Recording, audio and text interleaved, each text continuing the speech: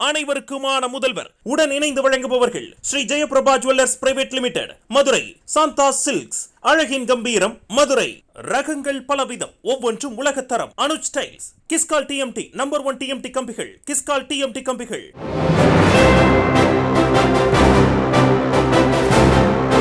அரசியல் என்பது பதவிக்காக அல்ல, போராட்டத்திற்காக என்பதை நிரூபிக்கும் ஓர் தலைவர். சமூக நீதியை புத்தகத்தில் அல்ல, போராட்ட மேடையில் எழுதும் போராளி. தமிழ் அடையாளம், மனித உரிமை, சுயமரியாதை என அனைத்தையும் இணைக்கும் அரசியல் பண்பாளர். என்றும் தோழமையோடு இயங்கும் திராவிட இயக்கத்தின் பக்கபலம். சமத்துவ உணர்வின் அடையாளம், விடுதலை சிறுத்தைகள் கட்சியின் தலைவர், எழுச்சி தமிழர் திரு தொல் திருமாவளவன் எம்பி அவர்களை அனைவருக்குமான முதல்வர் என்பதுதான் இந்த அரங்கின் கருப்பொருள்.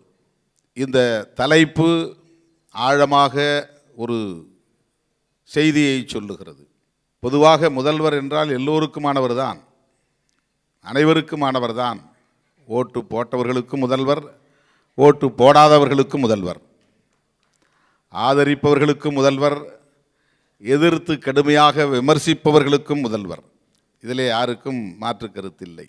எதிர்க்கட்சிகளுக்கு முதல்வர், தோழமை கட்சிகளுக்கு முதல்வர், முதலாளிகளுக்கு முதல்வர், உழைக்கிற தொழிலாளிகளுக்கு முதல்வர், ஆக அனைவருக்குமான முதல்வர். ஆனால் அதை ஏன் ஒரு தலைப்பாக வைத்து சொல்ல வேண்டும்? ஒரு அரங்கின் கருப்பொருளாக ஏன் அதை வைக்க வேண்டும்? அதிலே பொருள் இருக்கிறது. தமிழ்நாட்டு முதலமைச்சர் அனைவருக்குமான முதல்வர் என்று நாம் ஏன் சொல்லுகிறோம் என்றால், இங்கே பேசிய நம்முடைய பேச்சாளர்கள், அதிலும் அண்ணன் தம்பி ராமையா அவர்கள் சொன்னார், நம்முடைய முதலமைச்சர் அவர்கள் கடைசி சட்டமன்ற உரையிலும் கூட தன்னை தொடர்ந்து கடுமையாக விமர்சிக்கிற எடப்பாடி பழனிசாமி அவர்களுக்கும் நன்றி சொன்னார். அதுதான் நம்முடைய முதல்வர் என்று சொன்னார். தன்னை கடுமையாக விமர்சிப்பவர்களின் குடும்பத்தில் துக்கம் நிகழ்ந்தால் கூட உடனடியாக முதலாளாக போய் நின்று அவர்களுக்கு ஆறுதல் சொல்லுகிறார். அதுதான் நம்முடைய முதலமைச்சர் என்று சொன்னார். விமர்சிக்கலாம், இவர் நமக்கு வாக்களிக்க மாட்டார் என்று தெரிந்திருந்தாலும் கூட அவருடைய துக்கத்தை பகிர்ந்து கொள்வதும் நம்முடைய பொறுப்பு, நம்முடைய கடமை, நமக்கான பண்பு என்பதை உறுதிப்படுத்தக்கூடிய வகையில் நம்முடைய முதல்வர் செயல்படுகிறார். எனவே எதிரிகளுக்கும் அவர்தான் முதல்வர், விமர்சிப்பவர்களுக்கும் அவர்தான் முதல்வர் என்பதை நாம் விவரித்து சொல்ல வேண்டிய, விளக்கி சொல்ல வேண்டிய தேவை இருக்கிறது. ஜெயலலிதா அம்மையார் அவர்கள் கடந்த காலத்தில் சட்டமன்றத்திலே பேசும்போது நீங்கள் கவனித்தால் ஒரு உண்மை தெரியும். அவர் அடிக்கடி மேடைகளில் பேசுகிற போது சொல்வார், எனது அரசு எனது ஆட்சி என்பார். My government, my rule. பொதுவாக முதலமைச்சர் நாற்காலியிலே அமரக்கூடியவர்களில் அல்லது பிரதமர் நாற்காலியில் அமரக்கூடியவர்கள் வழக்கமாக எழுத்துப்பூர்வமான பேச்சாக இருந்தாலும் இயல்பான எக்ஸ்டம்போர், இயல்பான பேச்சாக இருந்தாலும் அந்த பேச்சில் பிரதமர்களோ முதல்வர்களோ பேசுகிற போது இந்த அரசு எனது அரசு என்று தான் பேசுவார்கள் அல்லது எழுதி படிப்பார்கள். ரிட்டன் ஸ்பீச், மை கவர்மெண்ட் என்று தான் சொல்வார்கள். ஆனால் அந்த நிலையிலிருந்து முற்றிலும் மாறுபட்ட சிந்தனை கொண்டவர் நம்முடைய முதலமைச்சர். ஆட்சி பொறுப்பேற்றதும் இந்த அரசு தமிழின் அரசு, தமிழினத்தின் அரசு என்று சொன்னவர். என்னுடைய அரசு என்று சொல்லவில்லை, திமுக அரசு என்று கூட சொல்லவில்லை, அல்லது தன்னுடைய தலைவர், தன்னுடைய தந்தை என்பதனால் அவருடைய அரசு என்றும் சொல்லவில்லை, கலைஞர் அரசு என்றும் சொல்லவில்லை. அப்படி அவர் கிளைம் செய்யவில்லை, உரிமை கோரவில்லை, நன்றி செலுத்த விரும்பவில்லை. கலைஞருக்கு நன்றி செலுத்த வேண்டும் என்கிற அடிப்படையில் இது என்னுடைய அரசு அல்ல, இது கலைஞர் அரசு, கலைஞரை போலவே ஆட்சி நிர்வாகம் இங்கே இருக்கும் என்று உறுதிப்படுத்துவதற்காக கலைஞர் அரசு என்றும் சொல்லவில்லை, திமுக அரசு என்றும் சொல்லவில்லை, எனது அரசும் என்று சொல்லவில்லை, தமிழ் இனத்தின் அரசு என்று சொன்னார். ஒரு மாறுபட்ட சிந்தனை, பரந்த பார்வை, ஒரு இன்க்ளூசிவ் அப்ரோச், எல்லோரையும் ஒருங்கிணைத்து அரவணைத்து செல்லுகிற ஒரு மகத்தான மாண்பு இது, தலைமைத்துவம் இது. இப்போது அவர் இறுதியாக ஒரு பெரிய முழக்கத்தை முன்மொழிந்தார். இறுதியாக என்று சொல்லுவதென்றால் இந்த ஆட்சி நிறைவு செய்து சட்டமன்ற தேர்தலை சந்திக்கிற சூழலில், 5 ஆண்டை நிறைவு செய்திருக்கிற சூழலில் அவர் வைத்த ஒரு முழக்கம், வெல்வோம் ஒன்றாக. அனைவரையும் இணைத்துக் கொள்கிறார். அந்த முழக்கத்திற்கு முன்னதாக ஒன்றை சொன்னார், தமிழ்நாடு வெல்லும் என்று சொன்னார். திமுக வெல்லும் என்று சொல்லவில்லை, ஸ்டாலின் நான் வெல்லுவேன் என்று சொல்லவில்லை, தமிழ்நாடு வெல்லும். யாருக்கு சொல்லுகிறார்? தமிழ்நாட்டை பிற மாநிலங்களைப் போல ஆக்கிரமித்துவிட முடியும், தம் கட்டுக்குள் கொண்டு வந்துவிட முடியும், தம் மாய்மால வலைக்குள்ளே வீழ்த்திவிட முடியும் என்று கனவு காணக்கூடிய கும்பலுக்கு சொல்லுகிறார், நீங்கள் வேறு நாங்கள் வேறு. எல்லா மாநிலங்களையும் கருதுவது போல் தமிழ்நாட்டை கருதி விடாதீர்கள். எல்லா மாநிலத்து மக்களையும் நினைப்பது போல தமிழ்நாட்டு மக்களை நினைத்து விடாதீர்கள். உங்களை எதிர்த்து போரிடுவோம், அதில் தமிழ்நாடு வெல்லும். தமிழ்நாட்டிற்கு ஒரு தனித்துவம் இருக்கிறது. தமிழ்நாடு தான் நீட்டை எதிர்க்கிறது, வேறு மாநிலங்கள் எதிர்க்கவில்லை.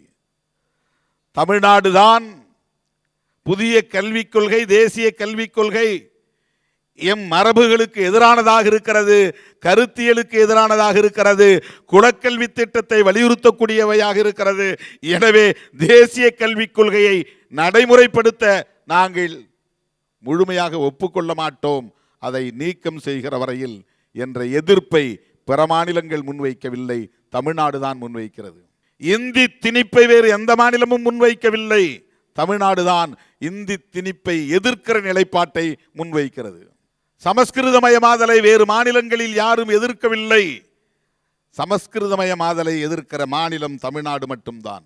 நடக்க போகிற இந்த தேர்தல் யுத்தம் திமுகவுக்கும் அதிமுகவுக்கும் என்றுதான் கடந்த காலங்களில் பேசப்பட்டது, இந்த தேர்தலிலும் அப்படித்தான் பேசப்படும் என்று அதிமுக கருதி இருக்கலாம். அல்லது புதிதாக கட்சி தொடங்கிய தலைவர் ஒருவர், இங்கே போட்டியே 2 பேருக்குத்தான், ஒன்று டிஎம்கே, இன்னொன்று அவரே சொல்லிக் கொள்கிறார். ஆனால் அவர் இன்னும் குவார்டர் ஃபைனலுக்கே வரவில்லை.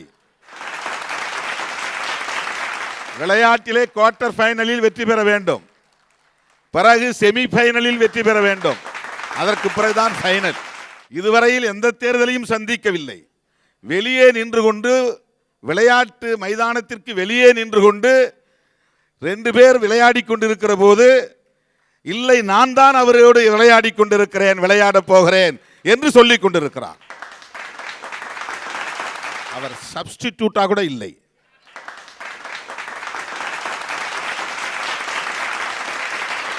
நம்முடைய முதல்வர் இங்கே திமுக அதிமுக என்கிற மோதல் இல்லை, தேசிய ஜனநாயக கூட்டணி என்டிஏ, அதற்கும் திமுக தலைமையிலான முற்போக்கு கூட்டணிக்கும் இடையிலான யுத்தம்.